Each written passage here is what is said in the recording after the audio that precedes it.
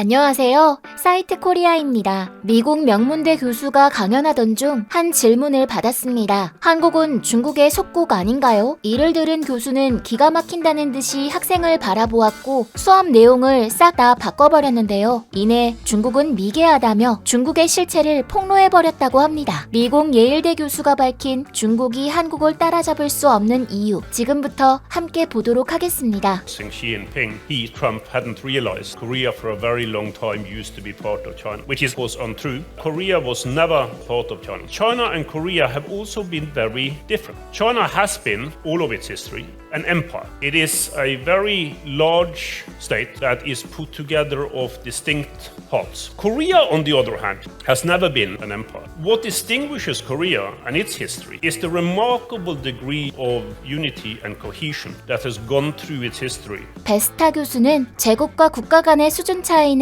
거대하다고 말합니다. 제국은 외부의 압력에 의해 어쩔 수 없이 뭉쳐진 집단입니다. 구성원이 원해서 다른 나라들과 합쳐지거나 다른 나라의 아래로 들어간 것이 아니기 때문에 틈이 생기면 언제든지 무너져 내릴 수 있는 빈약한 집단이죠. 하지만 국가는 다릅니다. 일단 국가라는 건 특정 지역에서 같은 문화를 가진 사람들끼리 뭉친 집단입니다. 규모의 힘을 빌려서 개인의 목표를 실현시키고자 자발적으로 모인 것인데요. 혼자서는 성공할 수 없는 일이 있기 때문에 서로 뭉친 것이죠. 이렇게 국가는 스스로가 원해서 모인 집단이기 때문에 서로를 도와주는 환경이 자연스럽게 생길 수밖에 없습니다. 베스타 교수는 이렇게 자발적으로 형성된 국가가 억지로 만들어진 제국보다 훨씬 더 고차원적인 개념이라고 봤습니다. 그리고 한국은 중국보다 그리고 여러 유럽 나라들보다 이 국가라는 개념이 먼저 정립되었다고 말했습니다. There are historians. Korea was perhaps the first country in the world that in a meaningful way could be called a nation.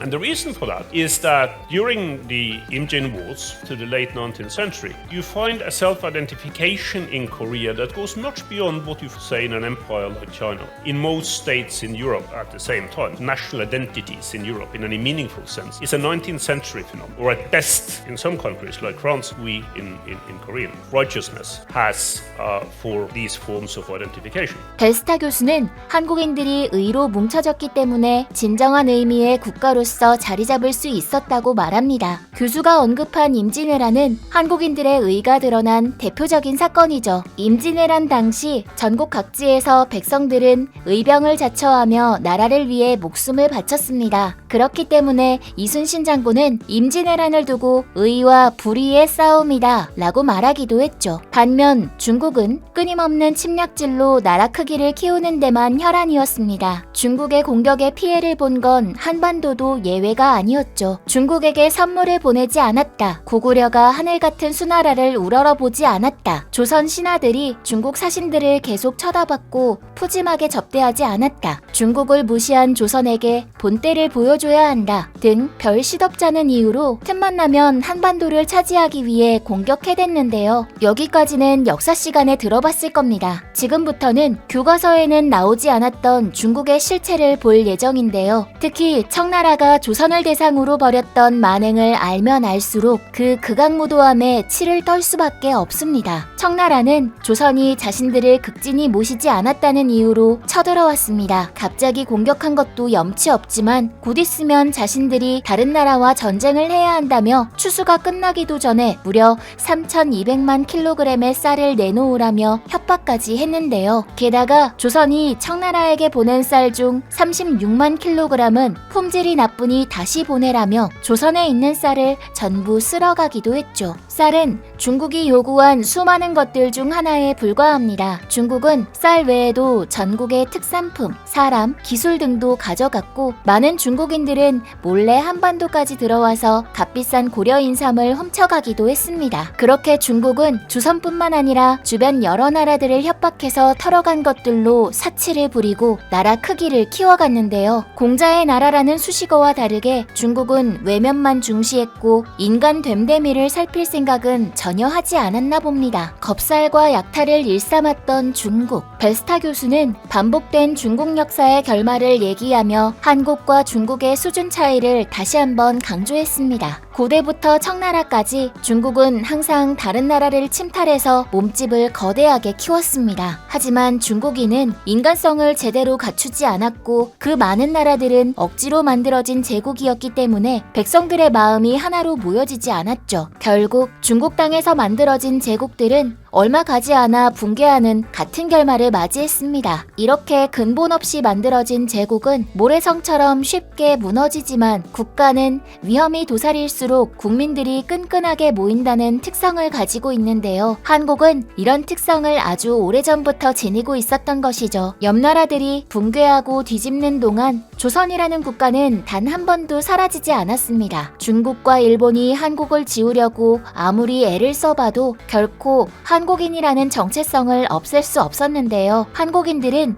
의로 똘똘 뭉쳐져 있기 때문이죠. 그리고 한국인들의 의로운 활동은 비단 역사 속 얘기가 아닙니다. 사상 최악의 해양 오염 사고였던 태안 기름 유출 사고. 당시 한국인들은 너나 할 것 없이 사고 현장에 가서 일일이 기름때를 제거했는데요. 그 어떤 이익을 바라고 한 일이 아니었습니다. 단순히 피해 입은 국민을 돕기 위해 모두가 자원해서 발벗고 나선 것이었죠. 어려운 상황을 보고 그냥 못 지나가는 한국인. 이렇게 대형 사고 현장에 스스로 나설 뿐만 아니라 지나가던 중 우연히 발견한 깨진 맥주병을 깔끔히 치우기도 하고 도움을 청하는 외국인마저 정성껏 도와주기도 했는데요. 이게 바로 한국인 안에 의가 내재되어 있다는 증거입니다. 한국인의 근본이 의인 반면 중국은 자기 생각만 하고 남에게 민폐 끼치는 걸 부끄럽게 여기지 않는데요. 그렇기 때문에 한국을 중국의 속국, 중국과 같은 선상에서 두는 건 굉장히 무례하다고 할 수 있습니다. 베스타 교수의 멋진 강연을 통해 한국인의 본질인 의를 다시 새기며 이만 마치도록 하겠습니다. 지금까지 인사이트 코리아였습니다.